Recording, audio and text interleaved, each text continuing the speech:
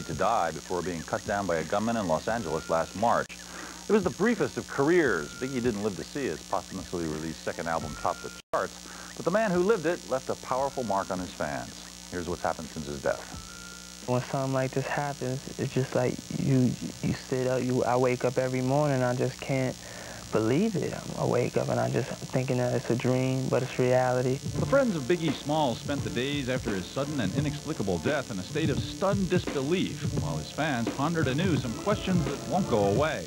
And Los Angeles police, battered by years of criticism and no doubt eyeing the drawn-out Las Vegas PD investigation of the murder of Tupac Shakur, jumped on this case with unusual alacrity. There's 20 detectives who are working on this under the direction of Kelly Cooper, and we do feel that we will be able to, with this amount of effort put into it and the cooperation of your viewers, solve it.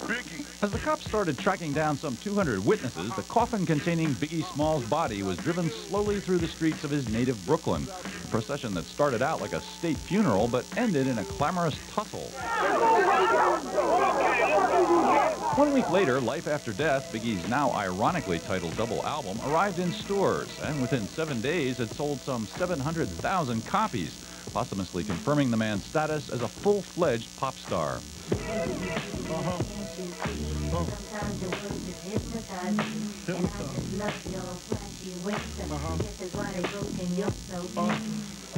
Meanwhile, hard-pressed police announced a minor breakthrough. They had a sketch of the suspect, as well as some valuable videotape. There were approximately 19 young ladies from Houston, Texas, who came to Los Angeles as rap music fans, and 4 of them, with 2 male companions, were present at the night of the shooting, and one of them did have a video camera and was videotaping outside Peterson Museum at the time of the shooting. I'm an incurable optimist. I can tell you that we are going to make an arrest, and I cannot tell you when we're going to make that arrest.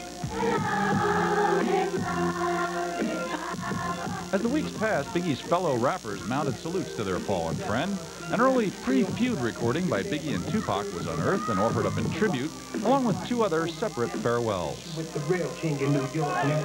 This is more than a song. Like Jay said, it's more than a song. Basically, I was talking to Big. If he could hear us, you know?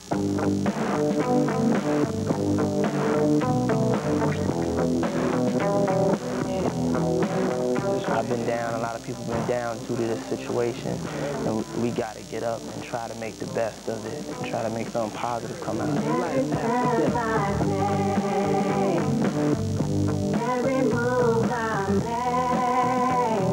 When I see his music, you know, this might sound eerie, but I feel he's alive. That's how I feel, and that's why when I listen to it, I hear a lot of Christopher. When I see it, I see a lot of him. The last video I saw, he was happy. And that's how I know Christopher. The police investigation of Biggie Smalls' murder continues rather quietly. Lieutenant Ross Moan was removed from the case 3 weeks ago and replaced by detectives from the LAPD Robbery and Homicide Division. There have been no big announcements since the release of the suspect sketch, and less than 200 calls have been received regarding it.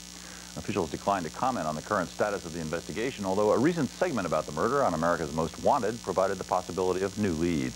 Biggie Smalls gave one of the last interviews of his life to radio station KYLD in Oakland, California, just a few days before he was shot down. Here's what he had to say.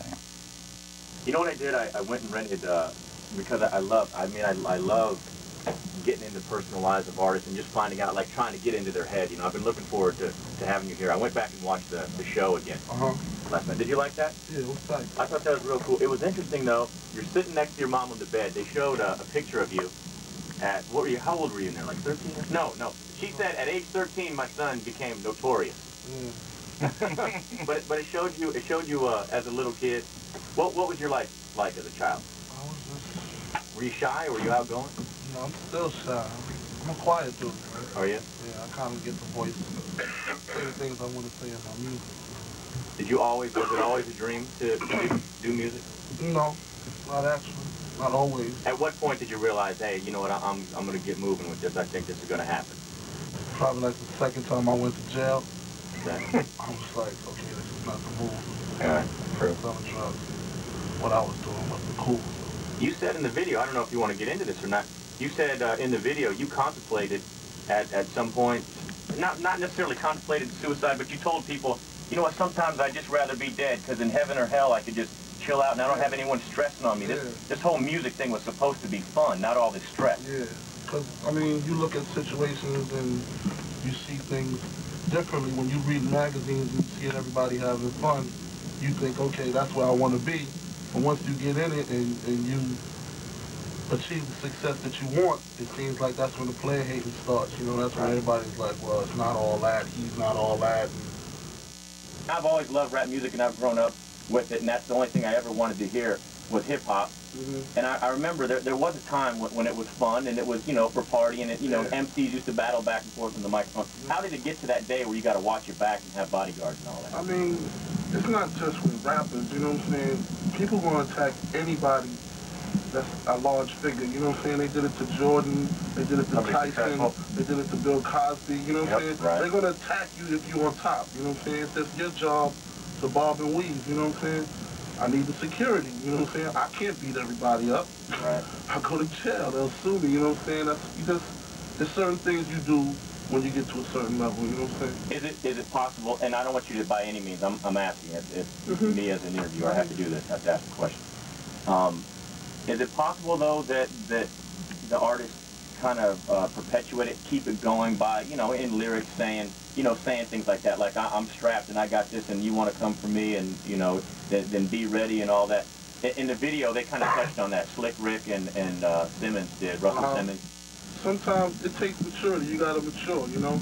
When you brought up around that type of lifestyle where, you know, when you toting guns all your life, and then you get a record deal, it's kind of hard to break that habit, you know what I'm saying? Until something may happen to you, like you going to jail or you catching a case or somebody trying to do something to you. I know some people that just can't leave their gun no matter how much money they got. It's just the way they was brought up. And if that's all they know about, that's all they're going to rap about. So that is a reality for many people. All the time. All the time. Okay. You talked about you being younger, you were shy. What are you about now? There's a lot of people out there that go, well, Biggie's this, or he's that, or he's this, or this. Just really quick, I want you to tell me what you're all about. That forget everyone else and what they're saying. This is what I'm about here. On a daily basis, this is me. Yeah, I'm just a real person, man. If you're cool with me, I'm cool with you. I'm not the person with the attitudes or the grudges, or I'm not the person to judge somebody when I just meet them. If you're cool with me, I'm cool with you. We can do whatever. We can drink, smoke, kick it. You know, I just like to stay to myself and stay with my immediate family because I know those are the people I can trust. You know, those are the people that know me inside and out, and I know them inside and out. I'm not really too accustomed to making new friends, but we can kick it. Are you talking us, the doghouse? Maybe you and I can kick it after 10? Okay, cool. I'm good. Notorious B.I.G., it's been a pleasure having you. Do me a favor right now and send a message out to the Bay, you know, while you have them captive and they're sitting here listening. Anything you want to tell them? I just want to let everybody know that I'm here, you know what I'm saying? I ain't going nowhere. Bad Boy ain't going nowhere. All the rumors, you know what I'm saying? You shouldn't be the one to sit back and listen to rumors, you know what I'm saying? Just take a chance to know the person before you judge the person. That goes with anybody, not just me. You know, if you hear something about somebody or whatever, don't be so quick to be like, I don't like it, you know what I'm saying? Try to find out what's going on, try to get the facts first. And I'm going to continue to keep making those songs to make you dance and make you groove and have kids and all kinds of things. I'm here. Me and my man, Cesar Leo. We're just going to do our thing forever. Forever and ever. Welcome back to Notorious B.I.G. Raw. One of the several interviews we conducted with Biggie Smalls during his brief life took place at the Philadelphia Armory during the filming of the rap movie The Show, which was produced by the flamboyant and mightily successful Def Jam Records chief Russell Simmons, a man Biggie appeared to be interested in emulating. Here now, once again, the late Biggie Smalls in his own words. In my own words, what's going on today? We're supposed to be doing this joint for Russell. He's having a movie or something, The Show. So I think it's supposed to be a documentary on hip-hop or something like that. Yeah, I'm coming to represent. I'm down. What you think all the guns is for? All-purpose war got the rock bullets by the door. And I see the gunpowder, so they can devour the criminals, trying to drop my decimals. Damn! It's real, son. You know how we get down. Only Brooklyn nigga on the stage. What? All alone, represent. Right off the turntables till we left the dad at the crib.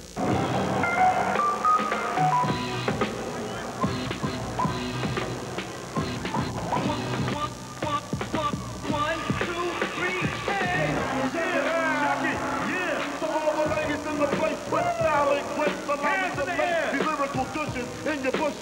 Who rock grooves and make moves with all the mommies. The back of the club. That's in my wet is where you find me. The back of the club. Knocking holes, my crew behind me. Man, question asking, blood passing, music blasting. To me, I like the live stuff better than the stuff on the album because the stuff on the album seems more relaxed. You know what I'm saying? You gotta have a certain tone. You know what I'm saying? Puff maybe like, don't get too excited, just chill, let it flow. But when you're on stage, sweat pouring down, I'm a big one too. Sweat be drenching. I just be representing, you know what I'm saying? Just doing my thing. Now that hoods are blowing up like nitro, and they want to see the night through your windpipe slow. Yeah. Yeah. Y'all know what I'm trying to do. Straight up Brooklyn in the house. Representing. Baby, baby. B.I.G. Yo, I got much love for everybody up in here. You're looking out the meth, the brat, you know what I'm saying? Warren G and everybody, you know what I'm saying? I'm representing for the borough though, you know what I'm saying? For real. What can I say? Y'all did damage. You cleaned up tonight. Was that a surprise for you, or did you come in knowing that Big's the real and we're gonna clean up? No, not at all. I mean, I thought I was just gonna. I knew I was gonna win something. I'm hoping I'm still gonna win the album of the year. That's what I wanted more than anything. That the best performance. I didn't think I was gonna win that, and I definitely think I was gonna win lyricist with Nas on it. But I just want the best album. That's it, because I know that was tight. I worked hard on that piece. How important is it to have the Source Awards? Let me just wait and find.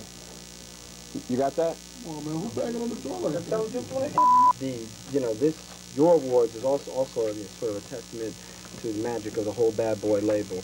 And we've only seen the beginning of what you're all about to do. Speak to me a little while about what's going to happen in the future. Get the flag. Get the flag for the people holding the flag. Bad Boy. Get the flag. Ready to die, double flat. Alright? We just gonna keep trying to feed our families, yo. You know what I'm saying? It's a job. It ain't nothing where somebody just felt like doing it and did it, you know what I'm saying? He was hungry. Everybody gotta eat, you know what I'm saying? I found something I was good at. I'm just trying to flip it, yo. Keep it going, you know what I'm saying? I ain't trying to slack at all. Just represent for my peoples, my borough, and my family, and I'm all right. You feel any responsibility? I mean, you talk a lot of... Hold on. You talk about, recognizing the hood. Who did that, yo? Well, as far as me getting back, I look at it like this, you know what I'm saying? When I was, dog, what is the deal, man? Keep the door closed. Everybody ain't really doing all that good, you know what I'm saying? Everybody broke in the hood. So not being able to take care of everybody is a low point, seeing other people that ain't doing as good as you know what I'm saying? Because I'm a star regardless. If I got it, I'm going to get it. In Brooklyn, you know what I'm saying? I see hustling, I see killing, I see gambling, I see girls, I see cars. That's what I rap about, what's in my environment, you know what I'm saying? As far as somebody else not liking it, it's on them, man. I got love from the peeps. That's all good. We did it, Brooklyn, we did it! All of them. We did it! It ain't nothing. All of them. One love to all.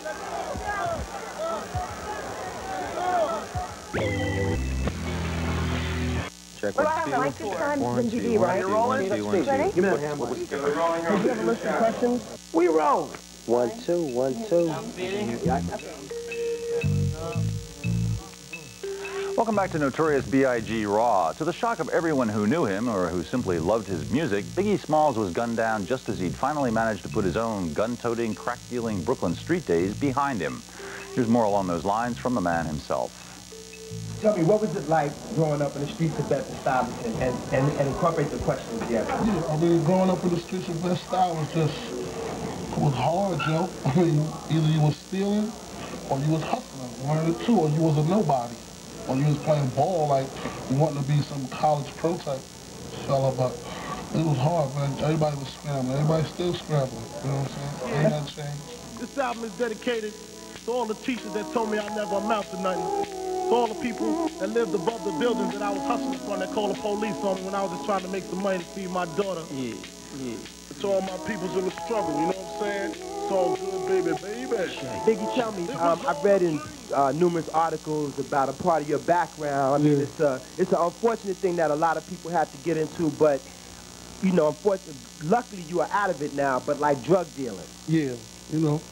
I mean, slinging on corners. Give us that flavor, because, I mean, you talk about it so vividly on the record. Give us the real Biggie. That's what the real was. That's what I did. You know what I'm saying? If I had a McDonald's job, most of the songs would have been about Big Macs and fries and, you know, stuff like that. I hustled. That's what my game was, so that's what I was rapping about. That's how I was getting down. I never thought it could happen, this rapping stuff. I was too used to packing gats and stuff. Now honeys play me close like butter play toast. From the Mississippi down to the East Coast, condos in Queens, in for weeks. Sold out seats to hear Biggie Smalls speak. Big Papa is a joint. I mean, when I came out with the Juicy joint, it was like an introduction, you know what I'm saying, let everybody know how it went down with me, you know what I'm saying, as far as the hustling, and got on in the rap game, and it was all good. Big Papa is just a joint, you know what I'm saying, just a joint for the honeys and for the willies, you know, the players out there, you know, that seems to be the thing right now. Everybody got their Kangos, they want to be players, you know what I'm saying, all the honeys in the house. It's a party joint, you know, Puff said, let's get the money, so that's what we went for, get the money. And as far as like his album, Ready to Die, it kind of has a real strong content, but because it's about life, partying and having fun and just kicking it is a part of his life also. So Big Papa is like a song about when he's kicking and he's having fun. It's that other side, so you can see that side also about him. So tell me about what the flavor and the concept behind the video was. You know, just the whole life in a night in a club type of vibe. I mean, the video was just the way we do it, you know what I'm saying? If you was with me and Puff on a regular in parties, you would see that's how we do it. We go to the clubs, we buy out the bar, you know what I'm saying? We just have a good time, nothing but dancing, just chilling, hanging out. What is it like for you coming off the streets, drug dealing and what have you, and now blowing up as a rap artist? Well, the transition from selling drugs to the game is like, it's been sharp. Like, you know, I mean, I was a hustler, and then boom, I was a rapper. You know what I'm saying? So, like, you know, like, when I was in the hood, and like I'm hustling, and a car pull up, you know what I'm saying, staring, I'll probably grip up on my joint, you know what I'm saying? Not knowing what's the deal, you know? But now me being a rapper, then a car pull up, they could be a fan, you know, they can want an autograph, you know? It's kind of shaky, but it's cool, you know? I'm just trying. Damn, why they want to stick me for my paper? Damn, why they want to stick me for my paper? Damn, people want to stick me for my cream, and it ain't a dream, things ain't always what it seems. So you open every show with doing Warning, one of your big songs right now. Yeah. How much are you exaggerating with you now as a rapper because of people coming to get you? I ain't exaggerating at all, man. That's real, son. That's real, yo. I ain't exaggerating at all, man. The more money you make, the more problems you get. And jealousy and envy is just something that comes with the territory, man. A lot of people, it's just negative energy, like my man Puff say. It just surrounds you. It makes you depressed, you know? So I gotta rap about it. And that's one of the bad things about the game is when you get large, even your friends will turn against you, man. So I made a song about it. But I mean, how real is your threat of like people constantly coming and wanting to shoot you? Man, I mean, that's real. I think about that every day. Every day, it's real. That's how real it is. I think somebody's trying to kill me. I'll be waking up paranoid. I'll be really scared. I'll just be paro. That's just the way I am. You know. You be seeing me. Scared to death.